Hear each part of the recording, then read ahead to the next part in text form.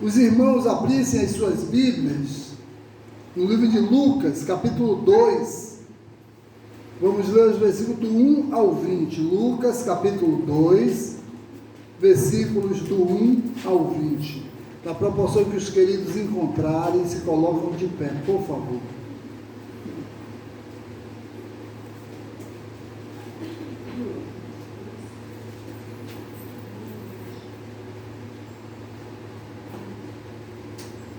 Lucas, capítulo 2, versículo de 1 a 20, diz o seguinte, fala sobre o nascimento de Jesus Cristo. Naqueles dias foi publicado um decreto de César Augusto, convocando toda a população do império para recensear-se. O primeiro recenseamento foi feito quando Quirino era governador da Síria. Todos iam alistar-se, cada um à sua própria cidade. José também subiu a Galiléia, da cidade de Nazaré para a Judéia, a cidade de Davi, chamada Belém, por ser ele da casa da família de Davi, a fim de alistar-se com Maria, sua esposa, que estava grávida. Estando eles ali, aconteceu, completaram-se-lhe os dias, e ela deu à luz o seu filho primogênito, enfaixou e o deitou numa manjedoura, porque não havia lugar para ele na hospedaria. Havia naquela mesma região pastores que haviam nos campos e guardavam o seu rebanho durante as vigílias da noite. E um anjo do Senhor desceu aonde eles estavam, e a glória do Senhor brilhou ao redor deles, e foram tomados de grande temor. O anjo, porém, lhes disse: não temais, eis que vos trago boas novas de grande alegria, que o será para todo o povo. É que hoje vos nasceu, na cidade de Davi, o Salvador, que é Cristo o Senhor. E isto vos servirá de sinal: encontrareis uma criança envolto em faixas e deitado em manjedoura. E subitamente apareceu com o anjo uma multidão de milícia celestial, louvando a Deus e dizendo: glória a Deus nas maiores alturas, e paz na terra entre os homens a quem ele quer bem. E ausentando-se deles os anjos para o céu, diziam os pastores uns aos outros: vamos até Belém e vejamos os acontecimentos que o Senhor nos deu a conhecer. Foram apressadamente e acharam Maria e José e a criança deitado na manjedoura. E vendo, divulgaram o que lhes tinha sido dito a respeito deste menino. Todos os que ouviram se admiraram da coisa referida pelos pastores. Maria, porém, guardava todas essas palavras, meditando-as no coração. Voltaram então os pastores, glorificando e louvando a Deus por tudo que tinha ouvido e visto, como lhes foi anunciado. Podeis sentar. Natal é uma mensagem de amor. Queridos, depois de tantos séculos e séculos, a cada ano que passa, a humanidade ela se prepara novamente para relembrar aquele acontecimento. Anualmente nós paramos, o país para, o mundo para lembrar aquele nascimento. Então eu quero dizer que o verdadeiro significado do Natal está em Lucas, capítulo 2, versículo 11, o texto que nós lemos, diz: hoje vos nasceu na cidade de Davi o Salvador, que é Cristo o Senhor. Então hoje, a humanidade, a maioria da humanidade comemora hoje esse nascimento. As famílias se reúnem para comemorar esse nascimento. Muitos pais, queridos irmãos, têm ensinado às suas crianças ter como heróis, Muitas crianças têm como heróis os personagens que não existem. Muitas crianças, para muitas crianças, ser herói é Super-Homem, é Batman, é Homem-Aranha, é Homem de Ferro. Eles aprendem a admirar o super-herói, aprendem a admirar o Papai Noel, da indústria lucrativa. Eles aprendem a adorar, a admirar, a ovacionar essas personagens que não existem. Então, houve uma época em nosso Brasil que os jovens, meus irmãos, cantavam uma música, já há algum tempo atrás, eu já falei sobre isso aqui, cantavam uma música de sucesso de Cazuza, que o refrão da música dizia o seguinte: meus heróis morreram de overdose. Os heróis de muitos jovens morrem de overdose, E hoje é assim. Então muitos têm como herói atores de televisão, de filme, de novela, da ficção. Então essa letra retrata que esses heróis são figuras, o que são figuras para mim fracas, figuras viciadas, figuras que não têm nenhum tipo de poder, mas é o herói de muitos dos jovens, eles são adorados por muitos jovens. Então, se perguntarmos a uma criança muçulmana, certamente eles vão dizer, não vai dizer que o herói dele é Super-Homem. A criança muçulmana não diz isso. Sabe por quê? Porque eles são ensinados que o seu herói é Allah. Porque Allah é reconhecido como Deus, Nós chamamos de Deus, aqueles chamam de Allah. Uma criança muçulmana jamais vai dizer que Super-Homem é o seu herói. Então, se perguntarmos a uma criança judia, ela vai dizer que o seu herói, queridos irmãos, ela responderá: meu herói é Abraão, meu herói é Moisés, que foi usado por Deus para abrir o mar vermelho. Eu quero dizer que temos que resgatar, meus irmãos, é preciso, nós como cristãos, resgatar, queridos irmãos, a nossa criança, a sua admiração para o verdadeiro herói. O herói que nasceu há 2000 e poucos anos atrás, o nosso herói é Jesus Cristo de Nazaré. Porque Ele morreu em nosso lugar, Ele deu a vida dEle e Ele ressuscitou, e Ele fez outros ressuscitarem, e Ele fez outros serem curados. Esse é o verdadeiro herói. Eu quero dizer nesta manhã, queridos irmãos, eu quero aproveitar a ocasião do Natal, eu gostaria de que refletirmos sobre qual a mensagem que o Natal nos traz. Qual é a mensagem? A mensagem do Natal para muitos, tem várias mensagens de Natal para muitas pessoas, mas a mensagem que o Natal deve nos trazer, e a mensagem que nos traz, o Natal me traz a mensagem que Deus é o Senhor da história.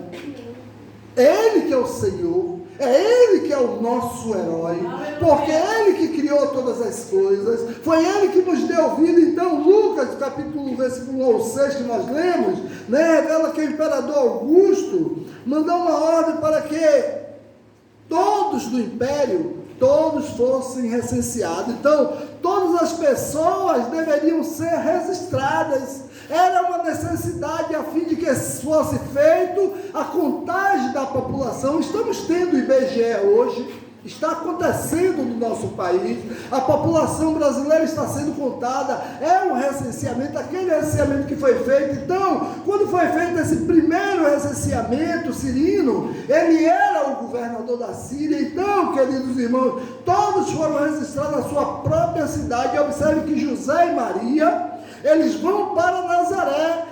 Quando eu estava lendo esse texto, eu disse assim: esse recenseamento nada mais é, nada menos de que Deus, porque Deus, Ele é o Senhor da história, Ele faz as coisas andarem no curso da sua vontade. Então o que é que Ele fez? Eu vou fazer um recenseamento, eu vou colocar na cabeça do governador, para que José e Maria fossem para onde Jesus tinha que nascer. E com isso eles foram para lá, e com o cumprimento da palavra se cumpriu. Então José foi registrar-se em Belém, ele descendia de Davi. A palavra de Deus no livro de Isaías já profetizava que Jesus nasceria lá. Então Maria não poderia estar em outro lugar, era necessário que ela estivesse em Belém. Então quer dizer que ela estava grávida, e aconteceu que enquanto se achava em Belém, chegou o tempo de Jesus nascer, chegou a hora do cumprimento da palavra, chegou a hora da profecia se cumprir, e a profecia se cumpriu, e Jesus, ele nasce em Belém. Então Deus, ele usou um decreto do imperador de Roma, meus irmãos, para fazer a vontade dele, porque Deus usa o que ele quer, na hora que ele quer e como ele quer, para que os desígnios dele sejam colocados em prática na história da humanidade. Eu quero dizer que para fazer com que José e Maria voltassem a Belém, sua cidade de origem, Deus é o Senhor da história, sempre foi e sempre será. O que acontece nas nossas vidas, eu quero dizer, o que acontece na sua vida, é Deus colocando o curso da vida, a sua vida na história dele, porque ele é o Senhor da sua história, ele era o Senhor da história de José, ele era o Senhor da história de Maria, ele é o Senhor da minha história e é da sua também. Então a Bíblia diz que todas as coisas contribuem para o bem daqueles que amam a Deus, para os que andam segundo o seu decreto. Então Deus é o Senhor da história, sempre foi e sempre será. Então ele tem domínio sobre todas as coisas, então todas as coisas pertencem a ele. Deus fez cumprir o evangelho, meus irmãos, que está baseado em Mateus capítulo 2, versículo 5 e 6, e Jesus nasceu, e nasceu em Belém. Então quer dizer que estava profetizado que o rei prometido nasceria em Belém de Judá, e foi isso que aconteceu. Quer dizer que Deus, ele moveu a história para que a profecia se cumprisse. Está aí o motivo pelo qual o governador nem sabia, ele jamais ia imaginar, mas Deus usa o que ele quer, e Deus usou o governador para que a história se cumprisse, e Jesus nasceu em Belém. Então eu quero dizer nessa manhã também, como o Senhor da história, Deus nos mostra que nada está acontecendo no acaso. Eu quero dizer a você que nada é por acaso. Deus tem um propósito em tudo. Deus às vezes tem algo muito maior para nós e nós nem imaginamos. Deus tem algo muito maior, muito mais grandioso na nossa vida e nós não compreendemos. Nós nos prendemos muito a essa terra, nos prendemos muito às coisas do mundo, nos prendemos muito às coisas materiais, quando Deus tem algo muito maior. Por isso que ele diz para mim, para você e para nós, que aquilo que o ouvido não ouviu, nem o olho viu, ele tem preparado para nós lá na glória. Então eu quero que Deus tem algo grandioso para nós, e só vão experimentar aquilo que de grandioso que ele tem, aqueles que andarem segundo a tua vontade, andarem vivendo fazendo a sua vontade. Então tudo que ocorre no mundo é resultado do plano de Deus. Deus tem um propósito em tudo. Às vezes a gente diz assim, a Covid veio, né, e tirou a vida de milhares de pessoas. Deus tinha um plano nisso, porque se Deus não tivesse, não teria acontecido nada, os projetos não teriam entrado em ação. Então, acompanhando a história da humanidade, iremos observar que tudo está sendo conduzido para a glória de Deus, para que Deus brilhe de uma forma poderosa, meus irmãos. Então às vezes a gente não faz aquilo, não podemos fazer o que nós queremos. O desejo do nosso coração é estar vivendo os desejos da nossa carne, mas o desejo do coração de Deus é que nós vivamos para o seu propósito, para a sua vontade, né? Então Deus, ele é o Senhor da minha vida e da sua vida. Ele é o Senhor, é Ele que determina o que vamos fazer. Então Deus está acompanhando cada detalhe da sua vida, meus irmãos. Então não pense que nada é em vão. Tudo Deus tem um propósito, tudo que acontece nas mínimas coisas, Deus tem um plano nisso. Então Ele usa as suas tribulações e lutas para revelar a nossa vida, a poderosa glória dEle, a nossa dificuldade, no nosso sofrimento, na nossa luta, nós podemos ver a glória de Deus, porque Ele está ao nosso lado. Então Salmo 71, versículo 6 diz o seguinte: em ti me tenho apoiado desde o meu nascimento, do ventre materno tu me tiraste, tu és motivo para os meus louvores constantemente. Então, queridos irmãos, observe que o salmista, ele diz que Deus tem o controle da vida dele desde o ventre da mãe dele. Quando ele saiu, né, como ele diz aqui, tu és motivo para os meus louvores constantemente. Então, que o Senhor seja esse motivo do seu louvor. Segundo, o Natal nos traz a mensagem de humildade, a humildade de Deus. Deus nos deu uma lição de humildade. O Deus Senhor, o Todo-Poderoso, Ele não se usurpou ser igual a Deus, e porque Ele é igual a Deus, mas Ele não usurpou, foi o que Ele fez, Ele veio. Jesus poderia ter nascido nas melhores mansões, poderia a filha do imperador ter ficado grávida dele, foi obra do Divino Espírito Santo, e o curso da história seria o mesmo, ele seria crucificado, mas ele nasceu em um local dentro de um estábulo, e foi colocado em uma manjedoura, um lugar tão simples, tão humilde, para mostrar humildade. Então, o verso 7 do texto que nós lemos diz: então Maria deu à luz ao seu próprio filho, enrolou o menino em panos e deitou numa manjedoura, pois não havia lugar para ele na pensão. Observe, em panos, não observe que não foi em sedas, não foi em linho puro, em linho fino, foi em panos, deve ter sido em panos comuns, em panos simples, mas ele foi colocado assim. Então, uma das coisas que me impressiona são as condições do nascimento de Jesus, as condições, queridos irmãos, mais simples que um ser humano pode nascer. Ele nasceu em um estábulo, no local onde ficavam animais, o local onde os animais nasciam, o local onde os animais comiam, o local onde os animais dormiam. Foi lá nesse local que o Salvador do mundo nasceu, o Redentor nasceu. Então, mesmo sendo ele o Criador do universo, o Rei dos reis, o Senhor do Senhor, o Deus Todo-Poderoso, ele escolheu o berço mais pobre para nascer, o berço mais humilde, o berço mais simples. Então, ele escolheu esse berço para identificar-se com os pobres desse mundo. Tem crianças que nascem na rua, tem crianças que nascem debaixo dos viadutos, de mães que não tem condições, não tem casa para morar. Talvez seja enrolado em panos como Jesus foi. Jesus nasceu da forma mais humilde que poderia nascer, quando poderia nascer nos palácios, mas ele se igualou, ele se tornou igual a todos com o seu nascimento. Então, Jesus poderia, meus irmãos, ter nascido nos melhores lugares e resolveu nascer na simplicidade, mas não, Jesus nasceu em um estábulo, foi deitado numa manjedoura, um coxo de animais se alimentarem, o local mais simples possível. Então Jesus não nasceu entre pompas reluzentes, Jesus não nasceu em berço de ouro, não nasceu em um berço com lençóis de seda e travesseiros de penas de ganso. E poderia, que Ele é o Senhor da história, Ele é o Senhor dos senhores, mas Ele nasce em um lugar simples. Então Jesus nasceu em uma pequena vila de Belém,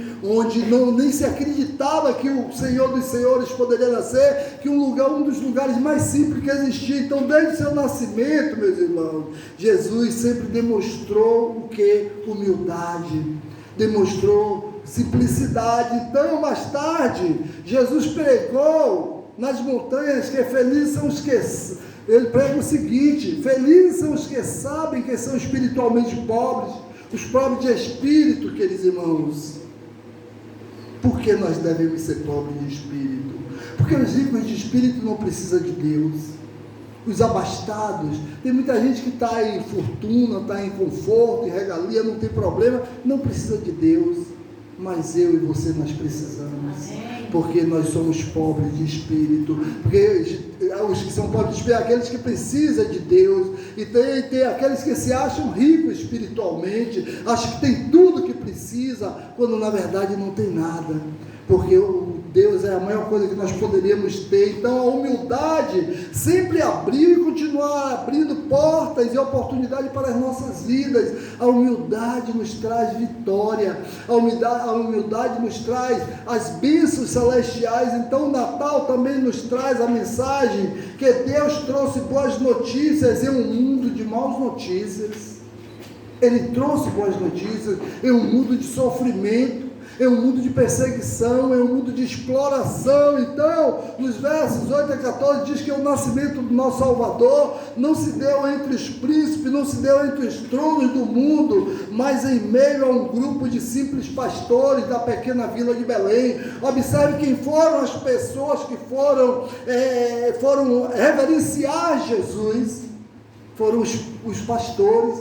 Pastores eram o quê? Pessoas simples, cuidadoras de ovelhas, cuidadoras de animais. Então, os anjos informaram aos pastores que na cidade de Davi nasceu o Salvador. Os anjos vão para ele e dizem: olha, vá lá na cidade de Davi que o Salvador nasceu. Eu quero dizer, que bela notícia, nasceu o Salvador. Então, um povo, uma nação que estava subjugada, uma nação que estava oprimida, e aí nasce aquele que é Salvador, aquele que veio salvar as pessoas, mas não foi da opressão do governo, foi da opressão de Satanás, foi da opressão do pecado. Então essa é a grande notícia que temos para este mundo, onde imperam notícias, inúmeras notícias injustas. O Salvador nasceu. Quando a gente diz a alguém assim: olha, Jesus, o Salvador, ele nasceu, você está dando esperança, né? Jesus é notícia de esperança. Então não há no mundo, nem poderá haver jamais, uma história mais linda que é a ocorrida em Belém, da qual Jesus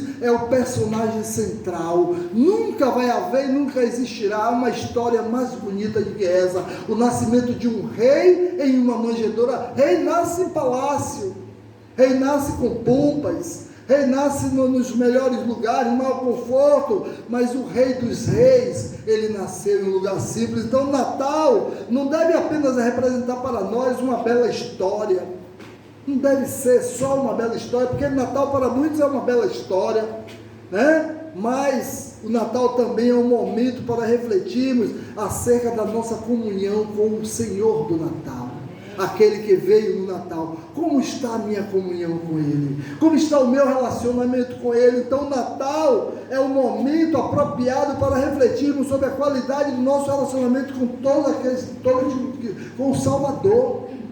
É um momento de refletir: como está o meu relacionamento com esse Deus que é poderoso, que morreu em nosso lugar. Então um comediante francês chamado Don Deluise, ele relata que houve um tempo obscuro em sua vida, em que nada fazia sorrir, e em que, aí ele faz uma declaração: tudo em minha vida dá errado, vivia sem esperança e sentia-me completamente inútil. Era assim que Deluise se sentia, sem esperança e inútil. Então, ao aproximar-se do Natal, o filho dele, né, lhe perguntou: papai, o que você deseja ganhar de presente de Natal? Deluise, desanimado, respondeu: felicidade. Eu quero felicidade, meu filho. Então, mas você não pode me dar isso. Quando chegou o dia de Natal e a família abriu seus presentes, o menino entregou ao seu pai um envelope. E nesse envelope tinha um papel escrito dentro: felicidade. Ele, quando pegou aquele envelope, que ele viu escrito aquilo, o filho dele dando felicidade para ele, a felicidade inundou o coração dele. Então a verdadeira felicidade não está em materiais, não está em presentes, não está na troca de presentes, não está nas grandes ceias. A verdadeira felicidade está em Jesus Cristo. Jesus Cristo de Nazaré. E ele nasceu há 2000 e poucos anos atrás, e hoje ele está aqui, porque ele ressuscitou, e ele ascendeu aos céus, e ele disse: eu vou, né, e vos preparei lugar, e vos levarei para mim mesmo, para que onde eu esteja vós também. E ele tem levado muitos de volta para ele, e um dia sou eu e você que vamos também, e vamos estar lá do lado dele, com aqueles que já foram, que estão ao lado dele, desfrutando da presença dele, que nos faz falta, mas a nossa alegria é que essas pessoas já desfrutam das mansões celestiais, que foi para isso que ele veio e foi para nos preparar lugar. Ele nasceu para isso, para resgatar aqueles que estão perdidos nas trevas e levar para a sua maravilhosa luz. Mas a opção está aí para o homem decidir ou ele vai para Cristo, ou ele reconhece esse nascimento que foi um nascimento único, que foi um nascimento especial, mas foi um nascimento para a salvação de muitos, porque foi para isso que ele veio, para a salvação de muitos. E entre esses muitos estamos nós que aqui estamos, está você que está aí assistindo, você está entre esses muitos. Então não perca essa oportunidade, não desista desses muitos que somos nós, que foi para isso que ele veio. Que Deus nos abençoe, e que esse Jesus que nasceu, e que ressuscitou, que morreu, nasceu, viveu, trabalhou para o Pai, e morreu e ressuscitou, e ascendeu aos céus, ele hoje está entre nós, na pessoa do Espírito Santo. Que ele nos abençoe e nos dê um dia na sua presença, amém? Vamos ficar de pé e vamos orar a ele, agradecer ao nosso Deus por tudo que ele tem feito e por tudo que ele continuará fazendo nas nossas vidas. Eu vou pedir ao irmão Luciano que tire a máscara, por favor, e ore ao nosso Deus nessa hora, encerramos o trabalho de hoje.